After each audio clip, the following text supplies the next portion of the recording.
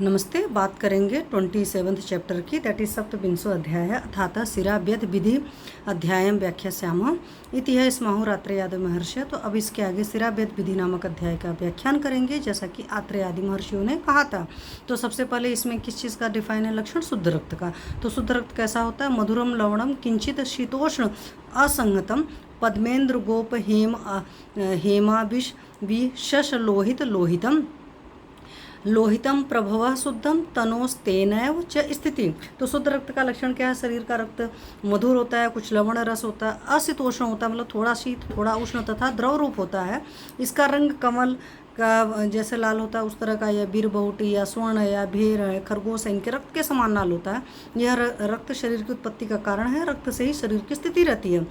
सुश्रुत जी ने रक्त को क्या कहा? अनुष्ण शीत वर्ड यूज किया। इन्होंने किंचित शीतोष्ण वर्ड बोला, उन्होंने अनुष्ण शीत बोला। यथा अनुष्ण शीतम मधुरम स्निग्धम रक्तम च वर्णतः शोणितम गुरु विश्रम स्यात् विदाहश्च अस पित्तवत। यहाँ पर कमल स्वर्ण बीर भौतिक जो वो भिन्न भिन्न रक्त के, तथा सब मनुष्य के रक्त में एक समान लालिमा नहीं होती है।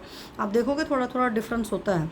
तो पित्त आदि से रक्त का दूषित होना। तो तत्त पित्त श्लेष्मल है प्रायो दूषित। तो यह रक्त पित्त कारक तथा अकफ कारक वस्तुओं से दूषित होता है। तो पित्त वर्धक आहार विहार का अगर आपने सेवन किया या कफवर्धक आहार विहार का सेवन किया तो आपका रक्त दूषित हो जाएगा। ये बात का एकदम क्रिस्टल क्लियर दिमाग में रहना चाहिए। फिर दूषित रक्त से क्या हानि होती है, क्या क्या बीमारियां होती है? तो कुरुते तथा विसर्प विद्रदीप लीह गुल्म अग्नि सदन ज्वरान मुख नेत्र शिरोरोग मद तृण लवणास्यता कुष्ठवात अस्रपित अस्रकट अम्लो गिरण भ्रमान शीत उष्ण स्निग्ध रुक्षाद्य रूप क्रांताश्च ये गदा सम्यक साध्या न सिद्ध्यंती तेज रक्त प्रकोपजा।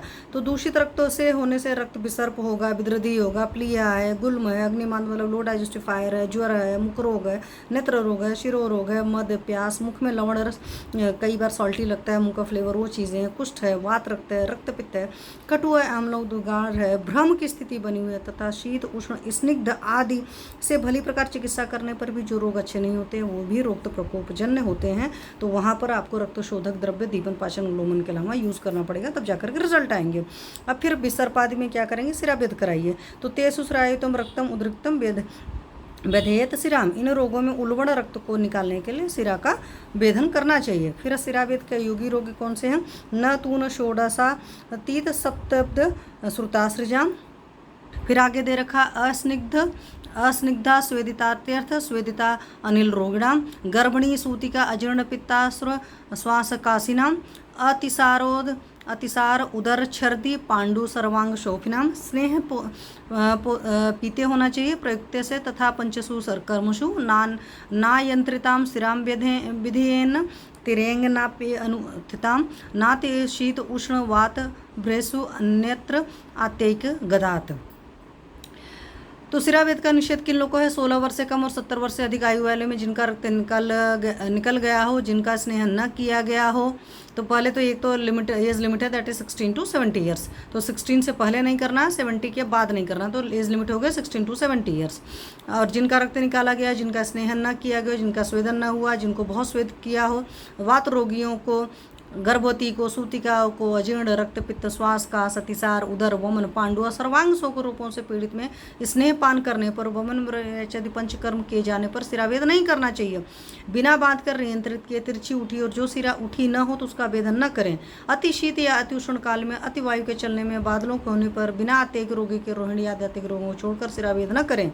अत्यधिक रोग में शीत उष्ण वृष्टि का योग्य प्रतिकार करके शिरावेदन करें। तो आप देखो यहाँ पर भी, पिछले भी हमने जब पंचकर्म देखा, तो अगर हमें आते ही इमरजेंसी में भी ट्रीटमेंट करना है तो आपको मौसम को अनुकूल पड़ना पड़ेगा। सराउंडिंग मतलब जैसे कभी एसी लगाना, हीटर लगाना, इस तरह की सिचुएशंस को, क्योंकि अति शीत में भी नहीं करना, अति उष्ण में भी नहीं करना।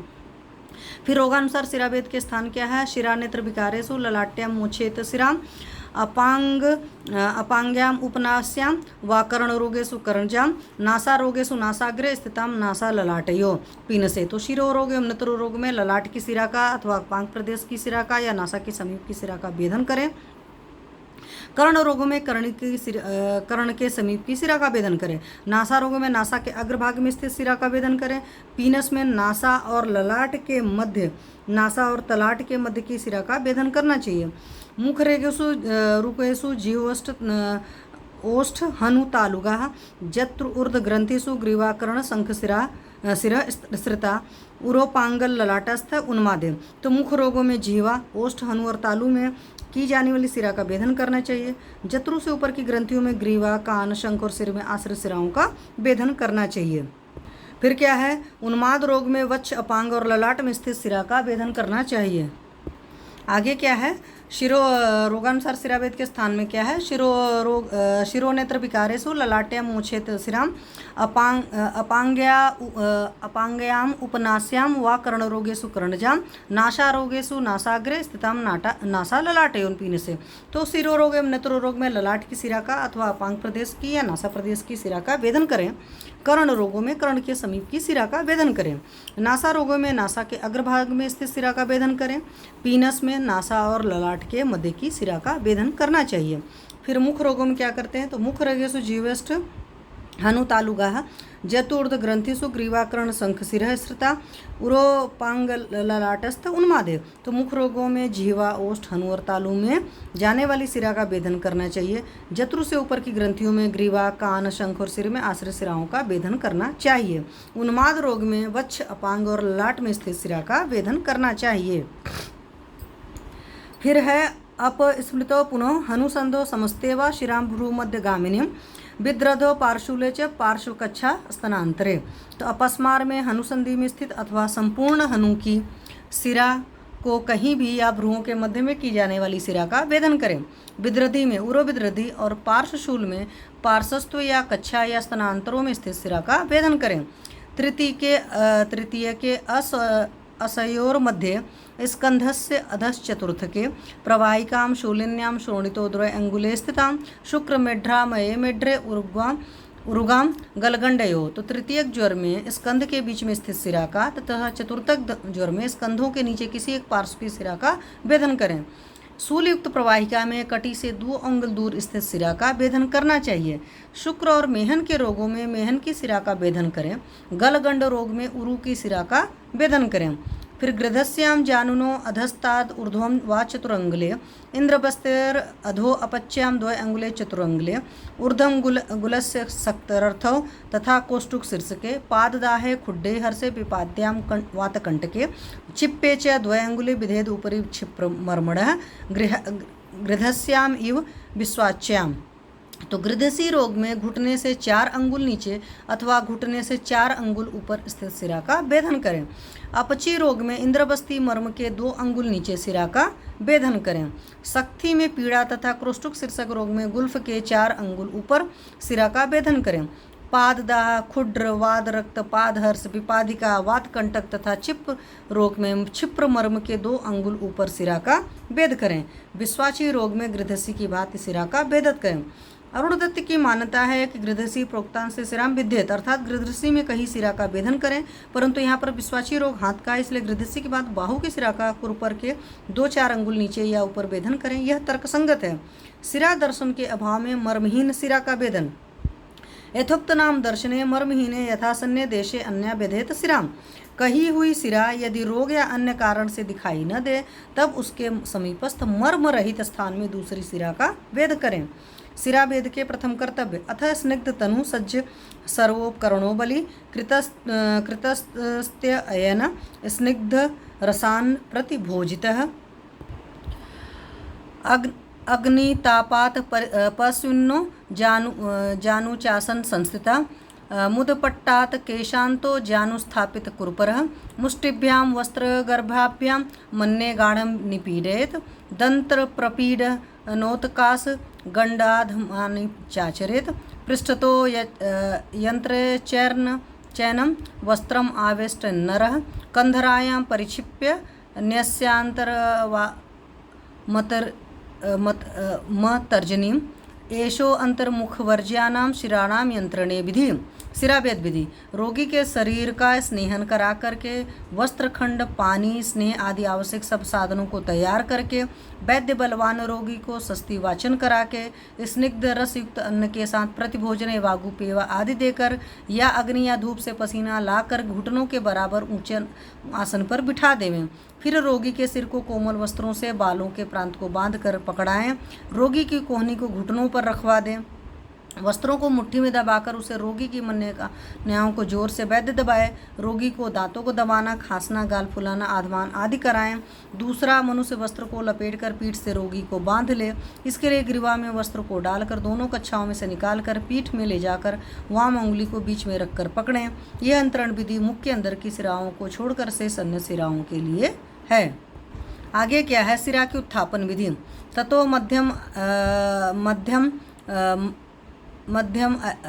मध्यमया अंगुल्या वैद्यो अंगुष्ठ विमुक्तया ताड़ेत उत्थितां ज्ञात्वा स्पर्शाद अंगुष्ठ पीडने कुठारया लच्छेन मध्ये वामहस्त गृहीतया फलोद्देशे सुनिष्कंपम सिराम तदवच मोक्षेत ताड़यम पीड़यश्चैनम विधेयेद ब्रीहिमुखेन तु।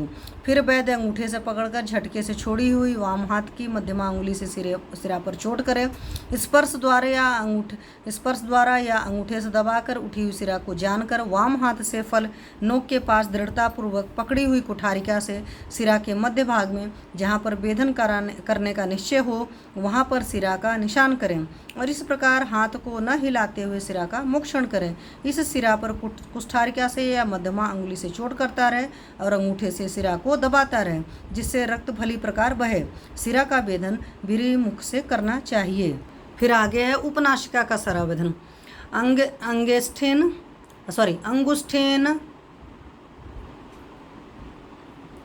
अंगुष्ठेन अन्नमन्या में नासिकाम उपनासिकाम। तो नासिका की सिरा के वेदन में नासिका को अग्रभाग में अंगूठे से ऊंचा उठाकर नासिका के समीप प्रदेश में सिरा का वेदन करें। जीवास्थ सिरा का वेदन। अभ्युन्नत विदष्ट अग्र जीवस्य अधस्तद आश्रयम। तो जिह्वा के नीचे सिरा का भेद करने में जिह्वा को तालु प्रदेश में ऊपर लगाकर तथा ऊपर की ओर मोड़कर दोहरी जीभ को दांतों से कटवाकर अथवा जिह्वा के नीचे की सिरा का वेदन करें। ग्रीवास्थ सिरा का वेदन।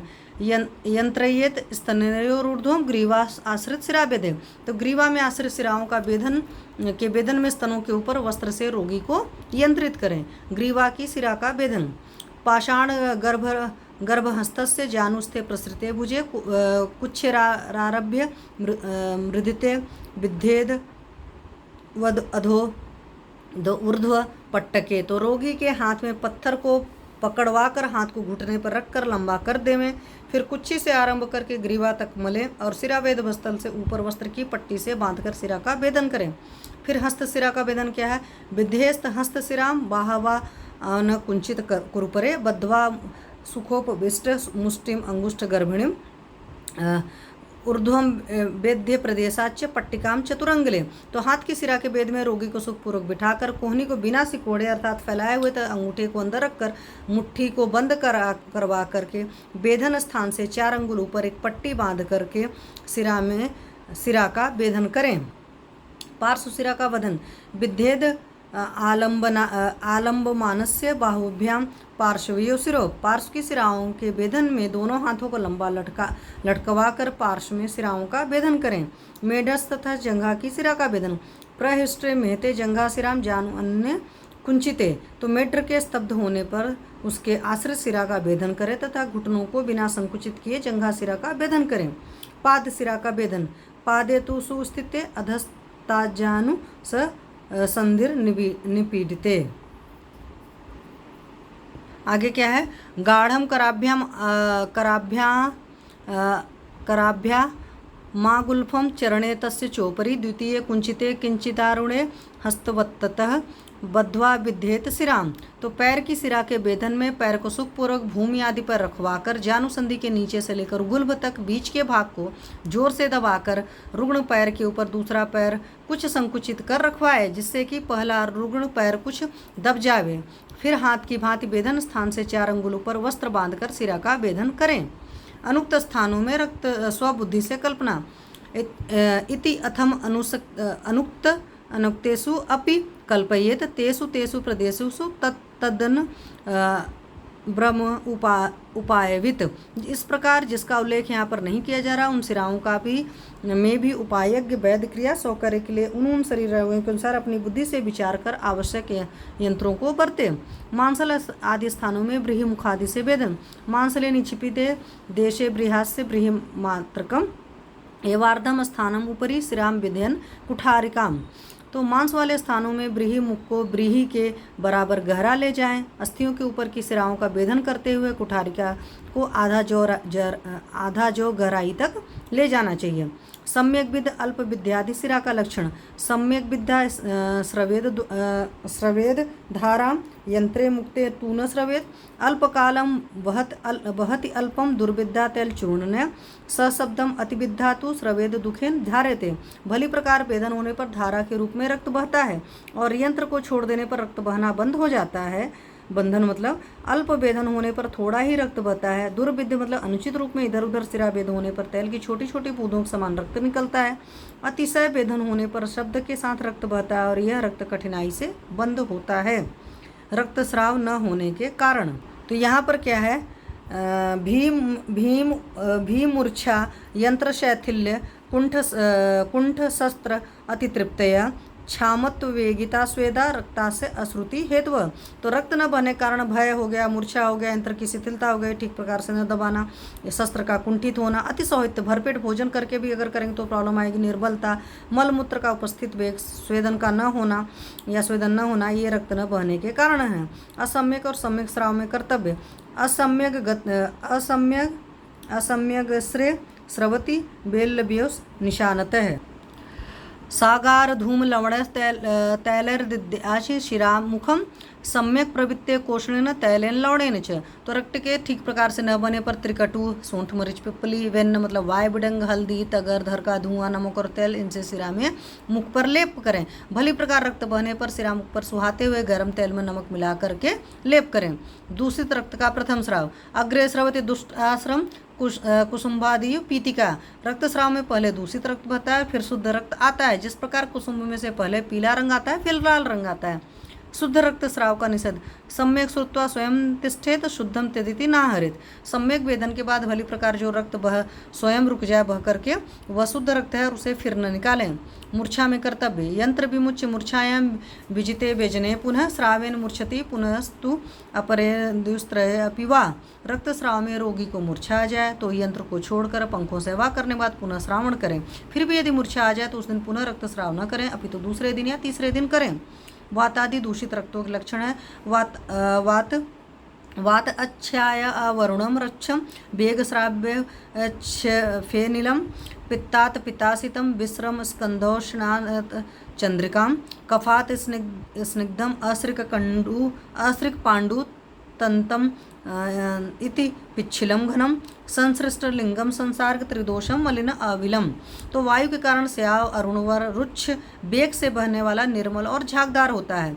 पित्त के कारण रक्त पीला काला आम गंधी न जमने वाला गर्म और चंद्रिका युक्त होता है। कफ के कारण रक्त स्निग्ध पांडुवर्ण रेशेदार पिच्छिल और घट्ट गाढ़ा होता है। दो दोषों के लक्षणों वाला 3 दोषों के मिलने से मैला और घट्ट होता है। अशुद्ध रक्तस्राव का प्रमाण। अशुद्ध बलिनो अपि अस्रम न प्रस्थात श्रावेत परम अतिश्रुतो ही मृत्यु स्याद दारुणा व चलामया। तो बलवान मनुष्य में भी अशुद्ध रक्त एक प्रस्थ से अधिक नहीं निकालना चाहिए, क्योंकि अधिक रक्तस्राव से मृत्यु होती है या भयानक वातरोग होते हैं। अधिक रक्तस्राव में कर्तव्य। यत्र अभ्यंग रस क्षीर रक्तपानानि भेषजम। तो क्या है, अतिशय रक्तस्राव में अभ्यंग मांस रस दूध और रक्तपान ये औषध है। रक्तस्राव के पश्चात कर्तव्य। श्रुते रक्ते शनरेंध अपनीय हिम अम्बुना प्रक्षाल्य तैल प्लोत उक्तम प्लोताक्तम बंधनीयम शिरामुखम। पश्चात क्रम रक्त के निकल जाने पर धीरे से यंत्र को हटाकर बर्फ जैसे शीतल जल से धोकर शिरामुख पर तैल से भीगा वस्त्र रखकर बांध देना चाहिए। अशुद्ध रक्त का पुनः अशुद्धम श्रावेद भूय सायमन रपिवा स्नेह उपस्कृत देहस्य पश्चाद वा भृशु दूषितम। यदि रक्त फिर भी अशुद्ध रहा हो तो सायंकाल में अथवा दूसरे दिन पुनः रक्त निकालें। यदि रक्त बहुत दूषित हो पुनः स्नेह से शरीर को भावित करके 15 दिन पीछे रक्त मोक्षण करें। अधिक रक्तस्राव का निषेध।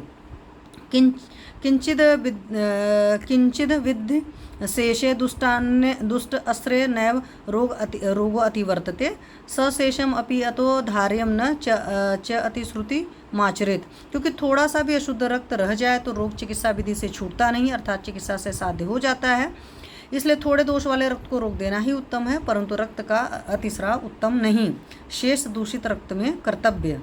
तो इसमें क्या है, हरेश श्रृंगादि भी शेषम प्रसादम अथवा नयत, शीत उपचार पिताश्र क्रिया शुद्धि विशोषण है, दुष्टम रक्त अनुद्रिक्तम एव प्रसादेत। सिरावेद से बचे दूषित रक्त को सींग, तुम्बी, प्रच्छान आदि से निकालें अथवा शीतोपचार, रक्तपित्त चिकित्सा, वमन विरेच आदि शुद्धि और लंघन आदि शोषण उपाय से दूषित रक्त को निर्मल करें। इसी प्रकार अप्रविद्ध मात्रा में न बढ़े रक्त को भी निर्मल करें। रक्तस्राव नहीं रुकने पर स्तंभनी क्रिया का विधान। रक्ते तु अतितिष्ठति क्षिप्रम स्तंभनीयम आचरेत क्रियां। रौद्र प्रियंगु पतंग माश यष्ट्याव गैरिके, मृत कपाल अंजन क्षौम मशी क्षीर तु अंकुरे, विचूरेत व्रणमुखम पद्मकादि हिमं पिबेत, तामेव वासिराम विद्धेद वद्यात् अस्माद् अनन्तरं शिरामुखम वा त्वरितं दहेत तप्त शलाकया। बहता हुआ रक्त बंद न हो तो तुरंत स्तंभन चिकित्सा आरंभ करें। इसके लिए लोद्र, प्रियंगु, पतंग, मुलठी, उड़द, गेरू, मिट्टी, ठीकरा, सुरमा, अलसी या सन की राख, बरगद आदि की छाल एवं कोमपल आदि चूर्णों को व्रण के मुख पर छिड़कें और पद्मकादि गण का क्वाथ शीत जो है पीने को दें। पहले बेधन के ऊपर फिर उसी सिरा का भेदन करें अथवा गर्म की हुई शलाका से सिरामुख को तुरंत जला देवें। रक्त के अतिस्राव से वायु का प्रकोप होता है, उसकी चिकित्सा अति आवश्यक है। यथा धातुचयान श्रुते रक्ते मंदः संजायते अनलः पवनश्च परम कोपम याति तस्मात् प्रयत्नतः तम नातिशीत न अतिशीत लघुरुभि स्निग्ध शोणित वर्धने ईषद अम्लैर भोजन समुपाचरित। रक्त पीने के लिए एर, हरिम, मसस, महिष और बराह का देना चाहिए। रक्तस्राव के पश्चात कर्तव्य। उन्मार्ग का यंत्र निपीडनेन स्वस्थानम आयन्ति पुनर्न यावत् दोषाः प्रदुष्टा रुद्रम प्रपन्ना स्तावद विताहार विहार भाग स्यात्। यंत्र के दबाव कारण अपने स्वाभाविक मार्ग को छोड़कर दूसरे मार्ग में पहुंचे हुए तथा दूषित एवं रक्त में आए हुए दोष जब तक अपने स्वाभाविक स्थान पर न आ जाएं तब तक हितकारी आहार और विहार का सेवन करना चाहिए। फिर आगे क्या है, अग्नि रक्षा की आवश्यकता। न अतिउष्ण शीतम लघु दीपनीयम रक्ते अपनीते हीतम अन्नपानम तदा शरीरम हीनवस्थिता सृष्ट अग्नि विशेषादि इति रक्षितव्य। पथ्य। रक्त के निकालने के पीछे न तो बहुत उष्ण न बहुत शीतल खानपान उत्तम है। खानपान लघु और अग्निदीपक होना चाहिए क्योंकि इस समय शरीर के धातु और दोष अस्थिर होते हैं। इस समय रक्त तथा अग्नि की विशेष रूप से रक्षा करनी चाहिए। विशुद्ध रक्त वाले पुरुष के लक्षण। प्रसन्न वर्णेन्द्रियम इंद्रियार्था निचंतम अव्याहत